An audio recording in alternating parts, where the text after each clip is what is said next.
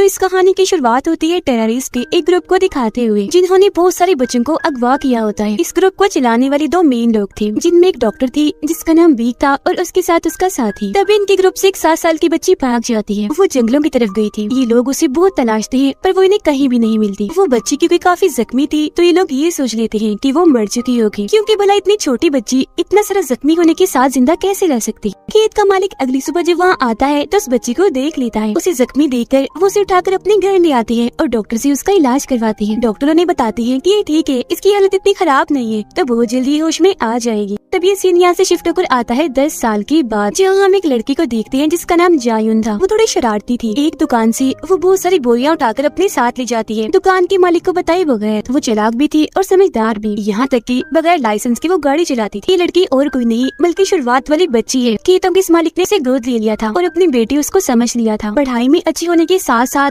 वो अपने डैड के साथ भी काम करवाती थी। अक्सर उसे सिर दर्द के दौरे पड़ा करती थी, जिस दौरान उसे अपनी माजी की बातें, अपने गुजरे हुए वक्त की बातें याद आने लगती है। गुजरी हुई यादें इतनी भयानक होती थी कि उसका सर फटने वाला हो जाता था। एक दिन जायुन की दोस्त उसे एक सिंगिंग कंपटीशन, जहाँ गानों का मुकाबला होता है, उसकी वीडियो दिखाती है, जिसमें अगर कोई हिस्सा लेगा और जीतेगा तो उसे बहुत सारे पैसे दिए जाएंगे। ये वीडियो देखकर जायुन काफी खुश हो जाती है और इस कंपटीशन में हिस्सा लेने का फैसला करती है ताकि वो जीते, क्योंकि उसे पैसों की जरूरत थी। वो अपनी फैमिली की मदद करना चाहती थी। फिर इस कंपटीशन का टेस्ट देने के लिए वो चली जाती है, जहाँ पर उसका गाना सुना जाता है, चेक करने के लिए कि वो कितना अच्छा गाती है। और वो यहाँ गाना तो गाती है, साथ ही एक जादू भी करके दिखाती है। माइक को हवा में कर देती है। जो चीज जाहिर है काफी अलग थी, जिस बात को जाहिर कर रही थी कि उसके अंदर सुपरनेचुरल पावर्स है, जिससे हम समझ पाते हैं कि उसके अंदर कुछ तो ऐसा है जो उसे बाकियों से अलग बनाता है। अब उसका ये पहला राउंड कामयाब रहता है। उसके माँ बाप देखते हैं कि जायुन ने वहाँ पर जादू भी किया है, तो वो थोड़ा परेशान हो जाते हैं। तो वो जायुन को ऐसा करने से मना करते हैं, क्योंकि अगर वो ऐसा करती रही तो उसकी असलियत सबके सामने आ जाएगी, जिससे वो हमेशा के लिए अपने माँ बाप से दूर हो जाएगी, जो वो नहीं चाहते। अगले दिन ट्रेन से जायुन सिंगिंग स्टूडियो जा रही होती है, क्योंकि अगले राउंड के लिए उसे बुलाया गया था। तभी उसकी सीट के सामने बैठा हुआ इंसान, जिसका नाम नोबल मैन था, उससे बात करने की कोशिश करता है। कहता है कि मैं तुम्हें जानता हूँ, और फिर थप्पड़ का इशारा करके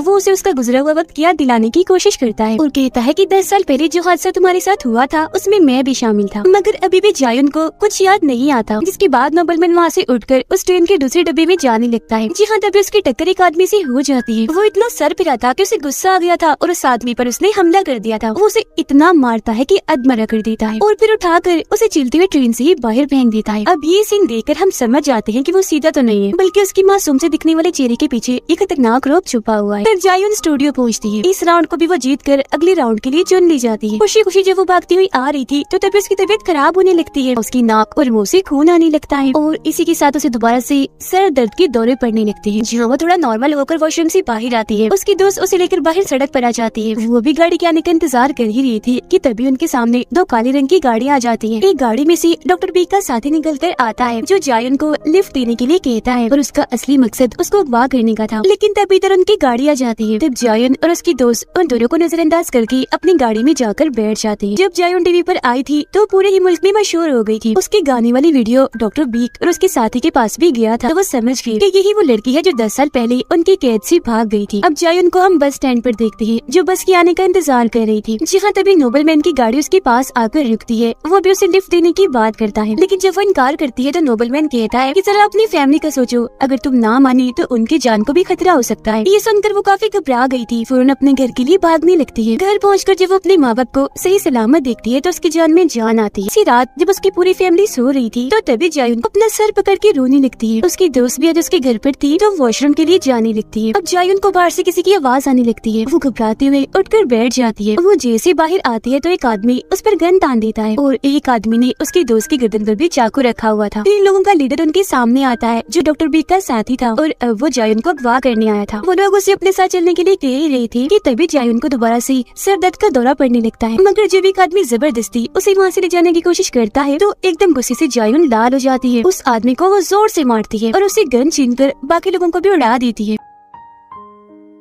अब उसे यकीन नहीं आ रहा था खुद पर कि नॉर्मल होने के बावजूद भी मैंने ऐसा कैसे कर लिया। तभी यहाँ नोबलमैन और उसके साथी आ जाते हैं। वो उससे कहते हैं मैंने तुम्हें कहा था ना कि मैं तुम्हें जानता हूँ, तुम इंसानों की तरह नॉर्मल नहीं हो बल्कि सबसे हट कर हो। यही वजह है कि मैं और वो लोग तुम्हारे पीछे पड़े हुए थे। अगर तुम मेरे साथ चली तो तुम्हारा ही फायदा है, तुम्हारी याददाश्त भी वापस आ जाएगी। जायुन चलने के लिए मान जाती है। वो उसे अपने साथ गाड़ी में बिठाकर एक रिसर्च लैब में लाते हैं जहाँ उसकी मुलाकात होती है डॉक्टर बीक से। डॉक्टर बीक जैसी जायुन को देखती है काफी खुश हो जाती है और कहती है कि मुझे लगा था तुम मर गई हो, लेकिन जब तुमने टीवी पर आकर वो जादू किया तो मुझे यकीन आ गया कि तुम वही हो और मेरी हिम्मत जो खत्म हो गई थी दोबारा से लौट आई। अभी भी उसे कुछ याद नहीं आ रहा था और उसके नाक और मुंह से फिर से खून आने लगता है। डॉक्टर बीक जो दूसरे कमरे में बैठकर उससे बातें कर रही थी हंसने लगती है और अपने डॉक्टर को उसे इंजेक्शन लगाने का कहती है। तब वो ऐसे ही करता है और उसे इंजेक्शन लगा देता है। यहाँ डॉक्टर बीक उसे बताती है कि असल में तुम इंसान के रूप में विच हो, चुड़ैल हो और अब तुम्हें सब याद आ जाएगा। तुम्हें अपने गुजरे हुए वक्त और अपनी शक्तियों के बारे में भी पता चल जाएगा, इन्हें सुपर नेचुरल पावर्स के बारे में। लेकिन हाँ,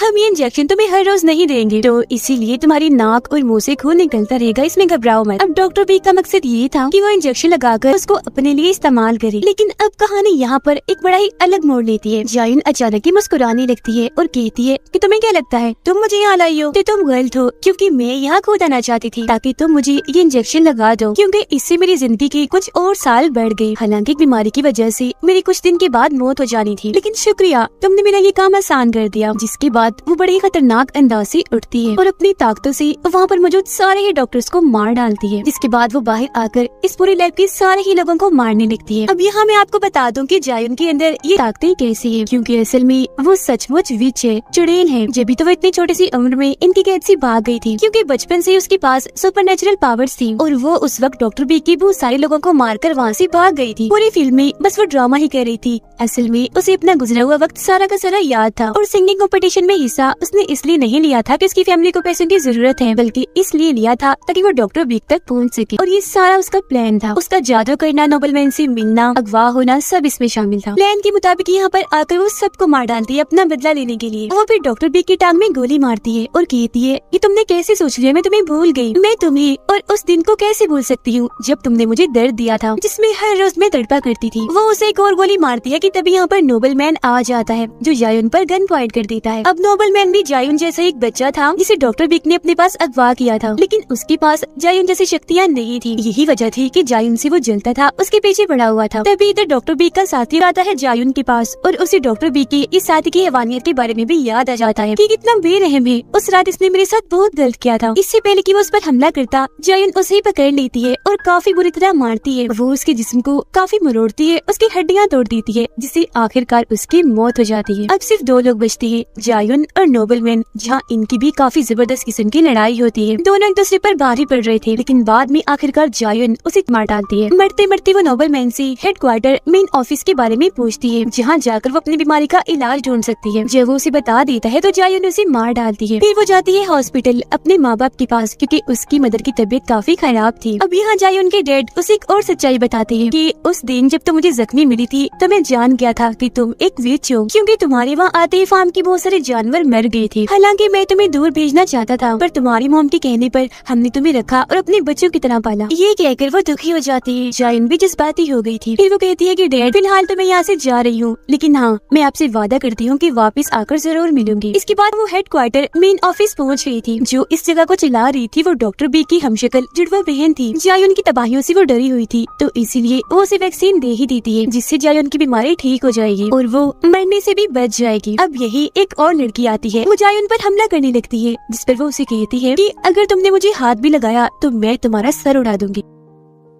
इसके बाद ये सीन यहाँ से शिफ्ट होकर आता है एक छोटी बच्ची पर, जो जायुन जैसी ही दिख रही थी और खून में लथपथ थी। वो एक अनजान जगह पे खड़ी हुई थी। यहीं पर हम बहुत सारे मरे हुए जानवरों को देखते हैं, जिन्हें और किसी ने नहीं बल्कि इसी बच्ची ने मारा था। तो ये हम समझ पाते हैं कि ये भी विच है और इसके पास भी सुपरनेचुरल पावर्स हैं। ये पहले इंसान ही थी, जिसके बाद पहले इसे म्यूटेंट बनाया, फिर इसमें कुछ तब्दीलियां करके विच बना दिया गया। इस बच्चे को सभी आर्क-1 के नाम से जानते हैं। यही आर्क-1 को अपनी मोम की आवाजें आने लगती है, जो कि उसे बुला रही थी। वो भी वहाँ खड़ी ही थी कि तभी एक डॉग आकर अचानक से उस पर हमला कर देता है, जिसके बाद ये सीन यहाँ पर कट हो जाता है और हम कुछ वक्त पहले की कहानी देखते हैं, जहाँ हम एक बस में दो स्कूल की लड़कियों को देखते हैं। हेडफोन वाली लड़की अपनी दोस्त को कहती है कि मैं प्रेग्नेंट हूँ, यानी कि मैं माँ बनने वाली हूँ, पर हाँ तुम ये बात किसी को भी मत बताना, राज रखना। ड्राइवर एक अनजान सड़क पर गाड़ी को मोड़ लेता है। तभी कुछ मास्क पहने हुए लोग बस के अंदर घुस आए थे और उन्होंने हर तरफ जहरीली गैस फैला दी थी, जिससे उस प्रेग्नेंट लड़की समेत सारे ही लोग बेहोश हो जाते हैं। मास्क पहने लोग उस लड़की को उठाकर अपने साथ ले जाते हैं और जब उसे होश आती है तो वो खुद को डॉक्टर बी के सामने पाती है। यहाँ पर खबरों में इस लड़की की बस के बारे में बताया जा रहा था कि बस एक खाई में गिर गई है, जिस वजह से इसमें मौजूद सारे के सारे लोग मारे गए हैं। ये देखकर उस लड़की को काफी दुख होता है। वो फिर डॉक्टर बिग से पूछती है कि आखिर मैं यहाँ पर क्यों हूँ और मैं माँ बनने वाली हूँ, तो प्लीज मुझे यहाँ से जाने दिया जाए। जैसे उनका डॉक्टर भी कहती है कि हाँ मैं जानती हूँ तुम माँ बनने वाली हो, और वो भी एक नहीं दो बच्चों की, यानी जुड़वा बच्चों की, और उन बच्चों को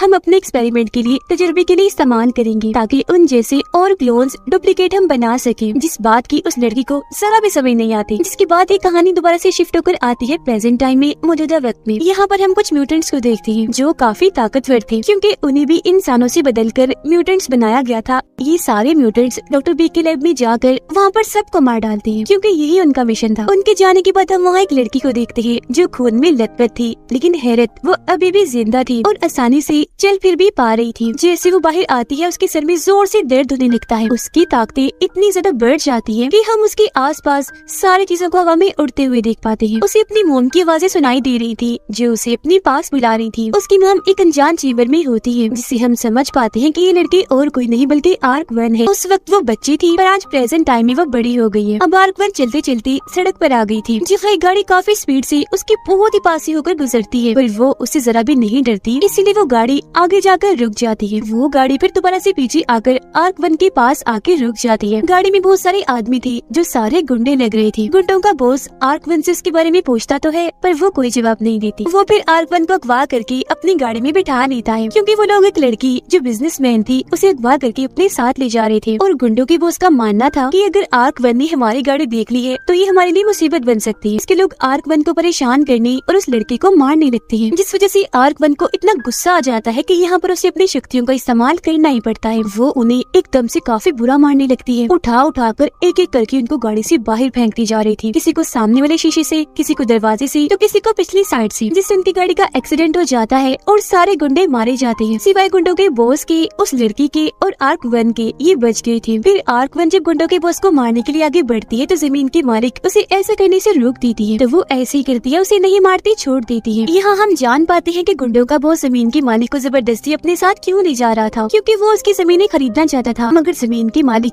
ऐसा करना नहीं चाहती थी। तो गुंडों का बॉस उसे इसीलिए ले जा रहा था ताकि उसे मार डाले। फिर जमीन की मालिक अपने अंकल को कॉल करती है ताकि वो यहाँ पर आए और उसे अपने साथ ले जाए। फिर जैसे उसकी अंकल यहाँ पर आते हैं, आर्क-1 को कुछ होने लगता है। उसकी तबीयत खराब हो गई थी, नाक और मुंह से खून आ रहा था, जिसके साथ ही वो बेहोश हो जाती है। इसी वजह से जमीन की मालिक आर्क-1 को भी गाड़ी में डालकर अपने साथ ले जाते हैं। फिर आकर हम देखते हैं कि उसके अंकल एक डॉक्टर है। वो आर्क-1 के जिस्म से सारी गोलियां निकाल तो देती है, पर हम ये देखकर काफी हैरान रह जाते हैं कि उसके सारे के सारे जख्म अपने आप ही ठीक हो रहे हैं। उसके अंकल को लगता है कि शायद मैं शराब के नशे में हूँ, तो इसीलिए मुझे ऐसा नजर आ रहा है, ये सिर्फ मेरा वहम है।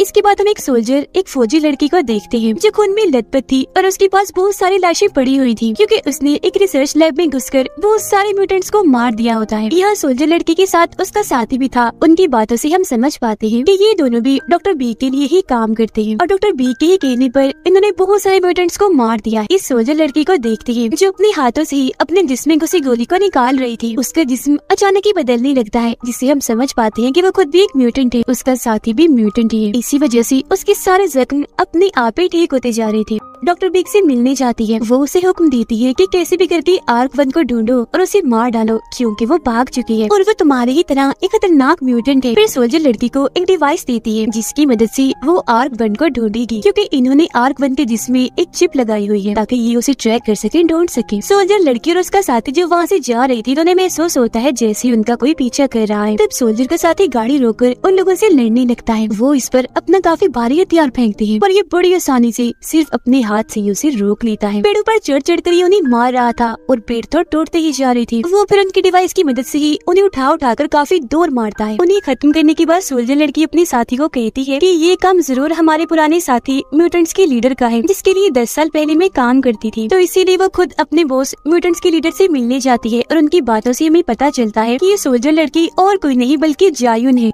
वो म्यूटेंट्स के लीडर से कहती है कि अब तुम हमारा पीछा छोड़ दो, मैं यहाँ किसी और मकसद के लिए आई। जमीन की मालिक आर्क-1 को अपने घर ले आती है, जहाँ उसकी मुलाकात उसके भाई से भी होती है। खाना खाने के बाद आर्क-1 जब अपने कमरे में सोने के लिए जाती है तो अचानक से उसके सर में तेज दर्द होने लगता है। उसकी नाक और मुंह से खून आने लगा था। बाहर गुंडों का बॉस अपने साथियों के साथ एक बार फिर जमीन के मालिक को धमकाने के लिए आ गया था। वो यहाँ जमीन की मालिक और उसके भाई को खूब मारती है। ये चीज आर्क-1 ने भी देख ली थी तो उसे बहुत गुस्सा आने लगता है। बाहर आके एक एक करके वो सबको अच्छा सबक सिखाती है। वो अपने बस एक मुक्के से उठाकर उनको दूर फेंकती जा रही थी। गाड़ी और इंसान दोनों उसके लिए बराबर थे। उसे कुछ पता नहीं चल रहा था कि मैं गाड़ी को उठाकर फेंक रही हूँ या किसी इंसान को, वो भी इतनी दूर। ये देखकर गुंडों का बॉस इतना डर जाता है कि वहाँ से भाग जाता है। फिर अगले दिन गुंडों के बॉस से मिलने के लिए म्यूटेंट्स का ग्रुप आता है, जो उसे आर्क-1 के बारे में पूछती है। जिस पर वो कहते हैं कि ठीक है, मैं तुम्हें उसके बारे में बता तो दूंगा, पर तुम मुझे भी अपने जैसा बना दो, यानी कि म्यूटेंट। तो वो लोग उसकी बात मान जाते हैं। म्यूटेंट्स के लीडर उसे एक सीरम देती है खुद को लगाने के लिए, जिससे वो भी म्यूटेंट बन जाएगा। बदले में वो उन्हें आर्क-1 के बारे में सब कुछ बता देता है। जमीन की मालिक अपने अंकल से मिलने के बाद घर जा ही रही थी कि तभी उससे मिलने जायुन और उसका साथी आते हैं। वो उसे बताते हैं कि तुमने जिस लड़की यानी आर्क-1 को अपने घर में रखा हुआ है वो कोई इंसान नहीं है बल्कि एक म्यूटेंट है, एक विच है। वो जमीन के मालिक को धमकी देती है कि तुम उसे हमारे हवाले कर दो वरना हम तुम्हारे भाई को मार देंगे। अपने भाई की जान बचाने के लिए उसे मानना ही पड़ता है। अब प्लान के मुताबिक जायुन ने उससे कहा था कि रात होते ही अपने भाई को लेकर घर से निकल जाना, जिसके बाद हम तुम्हारे घर आएंगे और आर्क-1 को पकड़ लेंगे। लेकिन जब जमीन की मालिक घर पहुंचती है तो अपना इरादा बदल लेती है। आर्क-1 को वो वहाँ से जाने का इशारा करती है। तभी इधर गुंडों का बॉस आ जाता है, जो जमीन की मालिक को गोली मार देता है। उसका भाई आर्क-1 को यहाँ से भागने का रास्ता दिखाकर खुद अपनी बहन को बचाने के लिए वापस चला जाता है। जमीन की मालिक ने जायुन की बात नहीं मानी थी, इसलिए उसे गुस्सा आ गया था और एक मिसाइल से जमीन की मालिक के घर को उड़ा देती है, ताकि इस मिसाइल के हमले से आर्क-1 मारी जाए। लेकिन वो तो पहले ही वहाँ से निकल चुकी थी। गुंडों का बॉस जैसे ही जमीन के मालिक के भाई को मारने वाला होता है कि तभी यहाँ पर जायुन और उसका साथी आकर उसे बचा लेते हैं। जायुन के आदमी से म्यूटेंट ग्रुप की लड़की लड़ने लगती है और उसे जान से मार डालती है, क्योंकि ये म्यूटेंट्स भी गुंडों के बॉस के साथ यहाँ पर आए थे। एक तरफ जायुन म्यूटेंट्स के बॉस से लड़ती है, जबकि उसका साथी बाकी म्यूटेंट्स को मार रहा था। पर म्यूटेंट्स का वो ग्रुप इन दोनों पर भारी पड़ रहा था। वो जायुन और उसके साथी को बहुत मारते हैं। वो काफी जख्मी हो गए थे, उनकी हालत से लग रहा था कि वो मर जाएंगे। आर्क-1 जो कि मिसाइल से बेहोश हो गई थी, उसे होश आती है। वो वापस आती है। हम उसके सुपरनेचुरल पावर्स को देख पाते हैं, क्योंकि आसपास की सारी चीजें हवा में उड़ने लगी थी और एक ही झटके में वो 3 म्यूटेंट्स को बड़ी आसानी से मार गिराती है। म्यूटेंट्स के लीडर अब चुपके जैसे यहाँ से भागने वाली होती है तो तभी वहाँ जायुन आ जाती है, जो उस म्यूटेंट को कहती है कि तुम तो उसके जान के दुश्मन बन गई हो। इतना कहकर वो उसे चाकू से मार देती है। वो अभी यहाँ ये राज खोलती है कि आर्क-1 को मैं इसलिए ढूंढ रही हूँ क्योंकि वो मेरी बहन है। जी हाँ, बिल्कुल, ये दोनों बहनें हैं, लेकिन क्योंकि इनकी मॉम किसी चेम्बर में फंसी हुई है तो अब इन्हें जाकर अपनी मॉम को ढूंढना है। जिसके बाद जायुन आर्क-1 अपने साथ ले जाती है। जिसके बाद डॉक्टर बी को भी खबर लग जाती है कि दोनों बहनें आपस में मिल गई है। वो जानती थी कि वो दोनों अपनी मॉम को तलाश करते हुए यहाँ पर आएंगी और इसी के साथ इस कहानी के दोनों पार्ट्स इधर ही खत्म हो जाते हैं।